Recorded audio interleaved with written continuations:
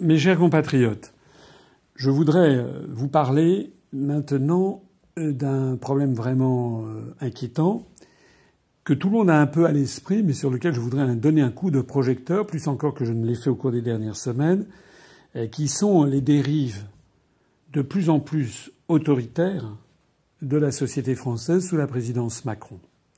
Je ne dis même plus d'ailleurs autoritaire, je crois qu'on pourrait dire deux adjectifs plus fermes, plus précis et plus justes, qui sont la dérive totalitaire et la dérive fascisante de la République française sous Macron. Pourquoi la dérive totalitaire ?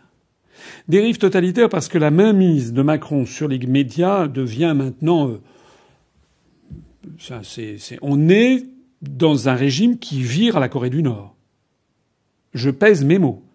Lorsqu'on regarde la télévision française, on l'a vu déjà pour l'affaire du pacte de Marrakech, où tous les médias français ont pris la défense de ce texte et ont tous vilipendé, dénigré, calomnié, diffamé ceux qui y trouvaient à redire, dont moi, sans jamais organiser le moindre débat contradictoire approfondi, pas un truc de 3 minutes. Approfondi, ça veut dire pendant 1 heure de grande écoute, pendant 1h30 ou 2 heures.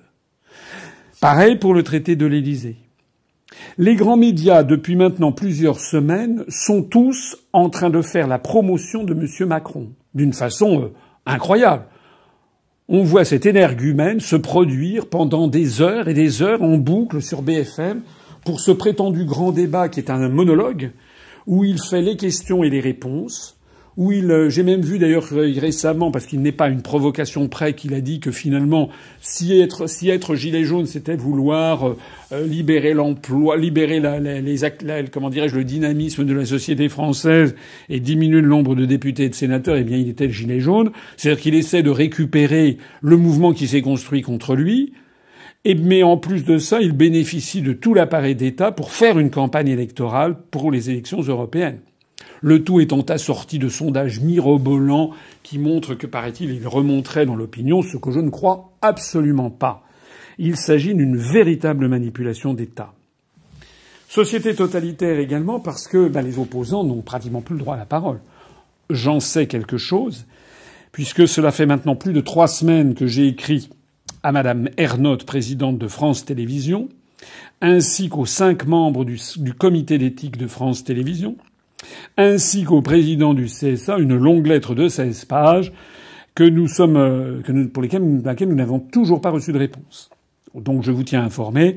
Nous sommes en train, en ce 15 février 2019, de relancer les secrétariats de ces personnes en les mettant sous contrainte, c'est-à-dire que si sous 48 ou 72 heures, ils n'ont pas répondu à cette lettre qui était très urgente et qui datait d'il y a plus de 3 semaines, parce que pendant ce temps la campagne se prépare, eh bien, nous allons passer à la phase suivante et je ferai cet appel dont j'avais déjà parlé. Je ferai un appel à tous nos adhérents sympathisants pour aller de l'avant et rendre publique cette question. Société totalitaire aussi parce que l'on a appris hier, 14 février, qu'à l'Assemblée nationale, il a été décidé que désormais dans les salles d'école, il y aurait le drapeau européen en même temps que le drapeau français. Je rappelle que c'est inconstitutionnel. Le drapeau européen n'est pas dans la Constitution française. L'article 2 de la Constitution précise que le drapeau de la République est le drapeau tricolore. Je rappelle que lors du traité de Lisbonne de 2008, il y avait justement, Nicolas Sarkozy avait voulu faire ratifier la Constitution européenne en changeant le nom et en retirant simplement l'adoption du drapeau européen. Et ce qui faisait l'objet d'un protocole numéro 53, je crois, dans les annexes, que la France n'avait pas ratifié. Alors on a appris après coup, il y a 1 an, que M. Macron avait décidé de ratifier cette affaire, mais M. Macron n'a pas le pouvoir, sauf erreur de ma part, de ratifier tout seul cette affaire. En tout cas, il n'y a pas eu de débat, et en tout cas, c'est un sujet sur lequel les Français devraient se prononcer. Je rappelle que dans ce drapeau européen des 12 étoiles d'or est un drapeau marial qui a été inventé entre 1953 et 1955, qui est un symbole de la Vierge de l'Apocalypse de Jean, c'est le chapitre 13. Donc c'est un symbole religieux. Je croyais que les symboles religieux n'avaient pas leur place dans l'école de la République. Je demande d'ores et déjà ici aux députés et aux sénateurs, notamment aux députés et sénateurs d'opposition, de se pourvoir devant le Conseil constitutionnel avec cette affaire, puisque malheureusement les particuliers n'ont pas le droit de saisine du Conseil constitutionnel. J'ai proposé dans le programme présidentiel de donner aux Français, à des particuliers français, le droit de saisine du Conseil constitutionnel. Mais 60 députés ou sénateurs peuvent saisir le Conseil constitutionnel pour demander si c'est bien conforme à la Constitution, qui ne parle à aucun moment du drapeau européen, que des drapeaux européens soient installés dans les écoles. Au-delà de ça, on voit bien ce que c'est. C'est exactement comme dans les écoles soviétiques où il y avait le drapeau soviétique et le portrait de Lénine.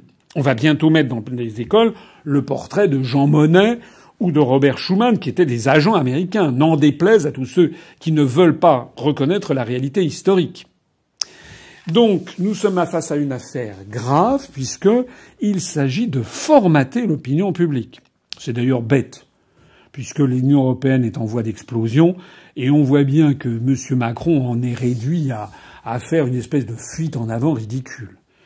M. Macron ne sait sans doute pas que dans beaucoup de pays d'Europe, on n'affiche quasiment pas le drapeau de la Sainte Vierge, le drapeau européen aux étoiles d'or. Au Royaume-Uni, ils sont en train d'en sortir. Mais si vous allez dans les pays du nord de l'Europe, dans les pays scandinaves, dans les pays protestants notamment, ils ne mettent que très très peu ce drapeau. C'est surtout dans les pays catholiques romains que l'on découvre ce drapeau bleu aux étoiles d'or. En attendant, ça participe d'un mouvement général vers une société de nature totalitaire. Mais la société que nous prépare Macron, c'est une société également de plus en plus autoritaire et fascisante. La loi anti-casseurs qui a été votée est un véritable scandale démocratique. Même des députés très modérés et réputés pour leur modération, on a beaucoup parlé notamment du député Charles de Courson, ont été scandalisés. Charles de Courson lui-même a comparé ça au régime de Vichy. C'est-à-dire que désormais, on s'attaque directement au droit de manifestation. On demande aux préfets, les préfets pourront préalablement interdire à quelqu'un de manifester. Où est passé le temps? Je me rappelle dans les années, je crois, 70 du XXe siècle, il y avait eu à un moment un projet qui était de soumettre les associations à une autorisation préfectorale avant le dépôt de l'association. Et ça avait été à l'époque retoqué par le Conseil constitutionnel qui avait invoqué le droit, inaliénable à créer une association. Et que ce droit devait être, c'était un droit absolu. C'est la même chose pour le droit de manifester. Que l'on puisse éventuellement sanctionner des dérives lors des manifestations, oui, ce n'est pas nouveau d'ailleurs, c'est même normal. On ne peut pas tolérer que des manifestations versent dans la violence ou dans l'hyperviolence. C'est normal. À condition aussi que les forces de l'ordre fassent leur métier. J'y reviendrai dans un instant. Mais ce qui n'est pas normal, c'est d'avoir une espèce de contrôle a priori qui permet d'interdire les manifestations. On a vu d'ailleurs, ça a été relevé par le Canard enchaîné, des directives du parquet qui sont totalement illégales. Totalement illégales, où on peut faire de la rétention administrative de personnes parce qu'ils allaient manifester. Moi, quand je suis allé dans le sud de la France, où j'ai fait une série de conférences, notamment à Pont-Saint-Esprit, à Castelnau-le-Lay, près de Montpellier, à Villeneuve-les-Béziers et à la Grande Motte, j'ai vu à plusieurs reprises des gilets jaunes qui sont venus me voir, qui ont assisté à mes conférences et qui m'ont décrit comment ils avaient été, certains d'entre eux avaient été arrêtés à peine arrivés parce qu'ils portaient un gilet jaune. On est donc face à quelque chose de grave. On est évidemment quelque chose de peut-être au moins aussi grave, sinon peut-être encore plus grave. Ce sont les violences incroyables qui sont celles manifestées par l'État. Monsieur Macron va rester dans l'histoire, il va falloir l'appeler Macron l'éborgneur. C'est quelqu'un qui a donné, et ça remonte au plus haut niveau de l'État, des instructions de tirer, de faire mal et de blesser et de mutiler à vie ses concitoyens. D'ailleurs, on apprenait ces jours-ci que à la fois le Parlement européen d'une part, qui pourtant n'est pas un modèle, mais le Parlement européen d'une part et l'ONU d'autre part viennent de prendre des résolutions qui condamnent l'utilisation des LBD, des lanceurs de balles directes, qui ont fait tant de blessés graves en France dans la répression des manifestations. En Europe, il y a quasiment plus, je crois, qu'en Pologne et en France et en Grèce, que l'on utilise des armes qui ne sont pas des armes létales, comme on dit, c'est-à-dire qu'elles ne tuent pas a priori, mais elles peuvent handicaper des gens à vie. Mais où en est-on? Où est la France? À propos de violence, je voudrais revenir aussi sur la décision de justice qui a été prise contre le boxeur Dettinger, celui qui a molesté, a donné des coups de poing à main nue contre un policier sur un des ponts au-dessus de la Seine à Paris, lors de l'un des actes des Gilets jaunes, et puis qui a donné des coups de pied également chez un autre policier qui a eu, je crois, quelques jours d'arrêt. C'est normal qu'il soit poursuivi. Le moins que l'on puisse dire, c'est que la justice n'a pas traîné. Le moins que l'on puisse dire, c'est qu'il a été très rapidement arrêté, ensuite placé en détention, et puis il a été condamné, si j'ai bien compris, à 30 mois de prison, dont 12 mois fermes, mais aménageables. Voilà. C'est une peine quand même lourde, très lourde même très sévère, mais surtout quand on la compare à d'autres. Tout le monde a à l'esprit Benalla. Benalla qui a molesté des gens, qui a d'ailleurs dit... Dettinger, il a présenté ses excuses, il a dit qu'il regrettait d'avoir fait ce qu'il avait fait. Donc il a présenté des excuses, ce qui, en droit, doit être pris en considération. Benalla a dit que, devant la commission du Sénat, que si c'était à refaire, il recommençait à cogner les gens du 1er mai. Ça change déjà les perspectives. Mais M. Benalla, lui, n'a pas été placé en détention préventive, n'a pas été placé en garde à vue. Lui, on lui a laissé 3 ou 4 passeports diplomatiques. Il a parcouru la planète, je ne sais pas aux frais de qui d'ailleurs. Mais c'est pas tout. Je voudrais rappeler ici une affaire que les gens ont peut-être un petit peu oubliée. C'était l'affaire qui était arrivée en août 2017, quelques semaines après l'installation du Parlement, où l'un des députés socialistes, qui s'appelait Boris Faure, avait été molesté par un député de En Marche, M. El Guerrouab. Et alors il y avait eu les deux hommes, il y avait une algarade entre les deux hommes.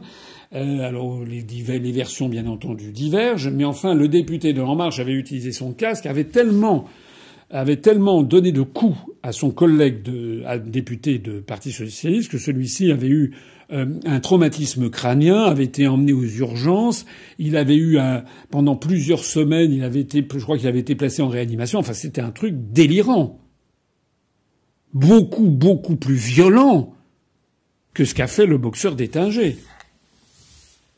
Et où en est M. El Guerrouab? Alors, il a été chassé du groupe En Marche, mais il est toujours député, et sauf erreur de ma part, l'enquête piétine et il ne se passe rien. Voilà. Donc, il y a un 2 poids 2 mesures qui révolte, en fait, le sentiment de justice des Français.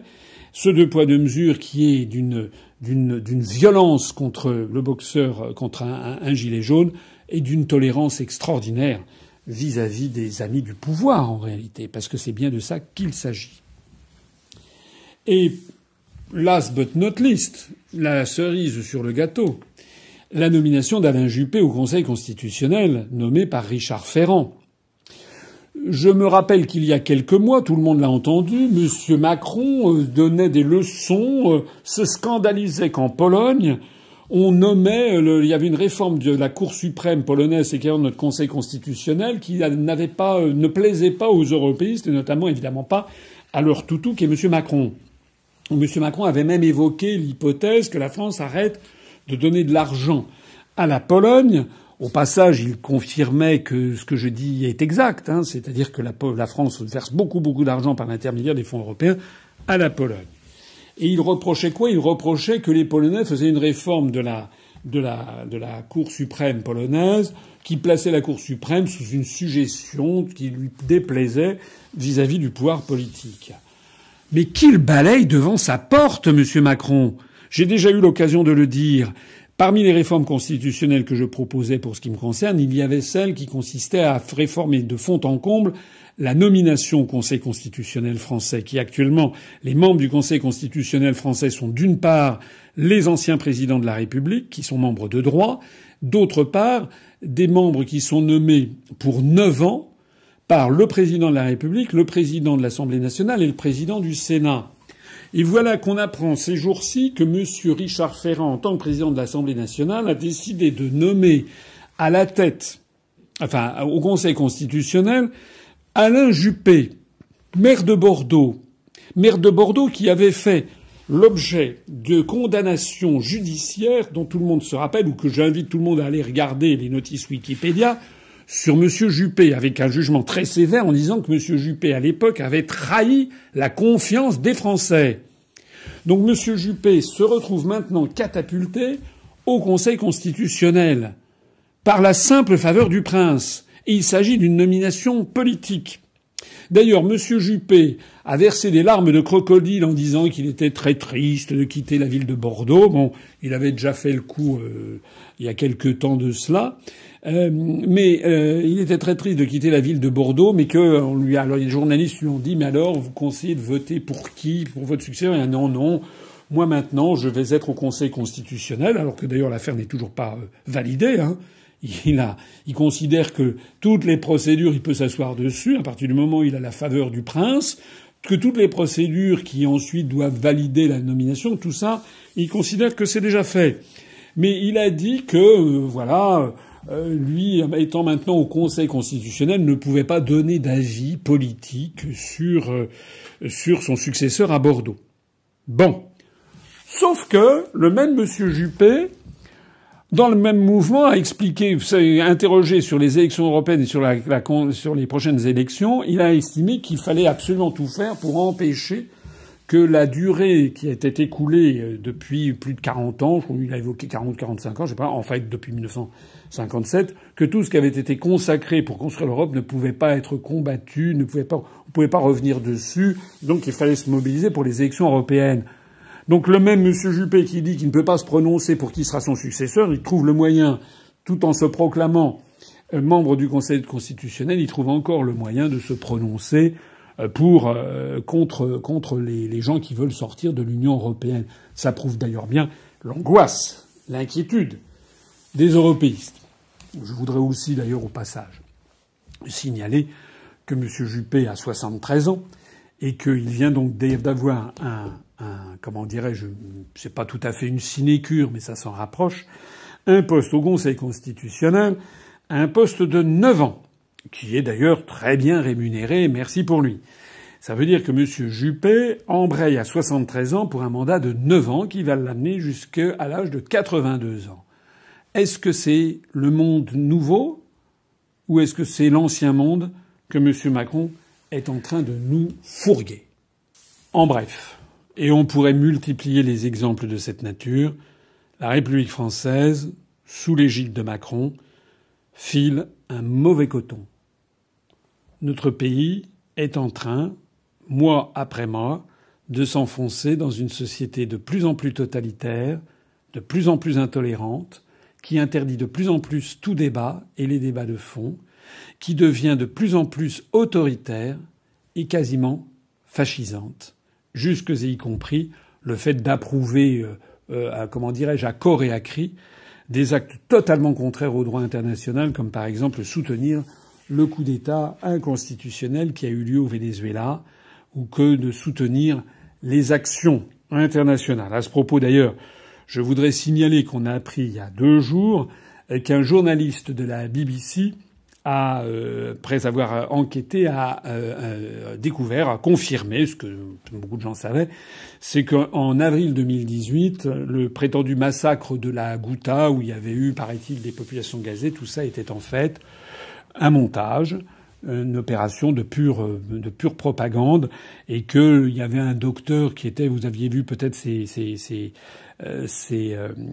films, ces vues qui avaient été immédiatement soutenus par l'Occident, où l'on voyait comme ça dans un hôpital des gens qui, paraît-il, avaient été gazés. Tout ça était en fait un véritable montage. On l'apprend donc maintenant en février 2019. En tout cas, on a un observateur de la BBC, donc ça n'est pas rien, qui a mené une enquête serrée sur la question. En avril 2018, je rappelle, j'étais à l'époque en train de faire campagne avec nos collègues, nos équipes en Polynésie française. Et suite à cette affaire, M. Macron avait décidé d'envoyer des frappes sur la Syrie. J'avais d'ailleurs à l'époque fait une vidéo depuis Papeete, depuis Tahiti, pour demander aux députés et sénateurs de lancer la procédure de destitution de Macron, puisqu'il se permettait d'attaquer un pays étranger souverain, en l'espèce la Syrie, en envoyant des missiles sans avoir aucunement l'autorisation du Conseil de sécurité des Nations Unies, ce qui est formellement interdit par le droit international. De surcroît, il n'avait même pas averti la représentation nationale, donc il se heurtait à des articles de la Constitution, l'article 53, sauf erreur de ma part. Et donc, en fait, M. Macron violait aussi l'article 5, qui fait de lui le garant du respect des traités.